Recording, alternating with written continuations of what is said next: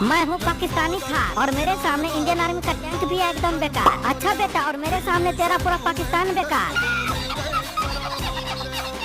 हंस क्यों रहे हो बे? चल देखते हैं किसमें कितना है तो। हाँ चल आज देख लेते हैं। हम दोनों पाकिस्तान से और सर बेटा मैं तो इंडिया से हूँ, इसीलिए इंडिया वाले दबा के लाइक और सब्सक्राइब करो। आज इनको इनकी औकात दिखानी है। अच्छा बेटा, मेरा इंजन 1928 सीसी का होता है जो 95 bhp का पावर देता है। बस बेटा इतना ही। बोला था ना बाप से पंगा नहीं। मेरा इंजन 25,000 सीसी का होता है जो 1500 HP की पावर देता है। ओ भाई साहब, आपका इंजन तो बहुत ही पावरफुल है बेटा। इंडियन आर्मी से होना इसीलिए। वैसे तेरा कितना है? मेरा इंजन तो बस 2192 सीसी का होता है जो 160 bhp का पावर देता है। अच्छा चल, मेरी प्राइस है 12 लाख और तेरा? मेरी प्राइस तो 25 लाख है। और सर आप कितने में आते हो? बेटा मेरी प्राइस में तेरा पूरा पाकिस्तान जाएगा क्योंकि मेरी प्राइस है पूरे 125 करोड़। तो दोस्तों मेरी एक फायर से क्या